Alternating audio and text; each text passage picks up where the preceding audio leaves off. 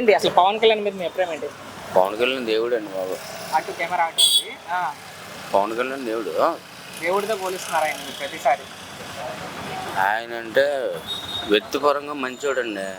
అలాంటి సామాన్య వ్యక్తే కదా ఆయన కూడా. మరి ఆయన ఎందుకు దేవుడితో పోలిస్తున్నారు మీరంటే? పవన్ కళ్యాణ్ అంటే వ్యక్తిపరంగా అండి. నాకు అవసరం అయితే అన్నయ్య అంటే ఆదుకుంటాడు. ఓకే.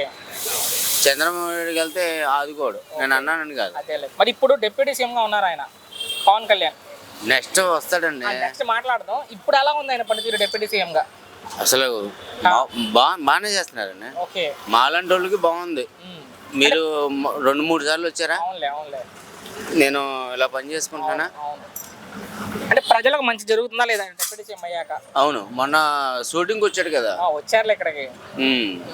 అంటే ఎక్కడ కనపడట్ల పవన్ కళ్యాణ్ సినిమాలు చేసుకుంటాడు అంటున్నారు. ఆయన మరి సినిమాలు తీసుకుపోయి ఆయన బతుకుతే రాయింది. ప్రజలను వదిలే సినిమాలు చేసుకుంటున్నారు అంటున్నారు.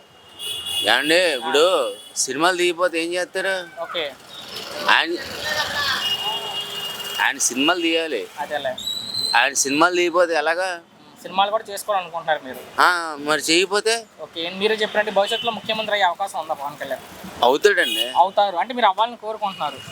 అవుతాడండి. మేము మొత్తం అన్ని ఎలక్షన్లు అన్నీ మాకే వస్తాయి. అంత నమ్మకం ఏంటి పవన్ కళ్యాణ్ అవ్వాలని కోరుకుంటున్నారు మీరు? పవన్ కళ్యాణ్ అంటే మొగల్దూరు. ఓకే. మొగల్దూరు నుంచి అంటే మా ఊరు. ఓకే. సొంతూరేనా? చివరి మాటలో ఏం చెప్తారు పవన్ కళ్యాణ్ గురించి? పవన్ కళ్యాణ్ జిందాబాద్. థ్యాంక్స్.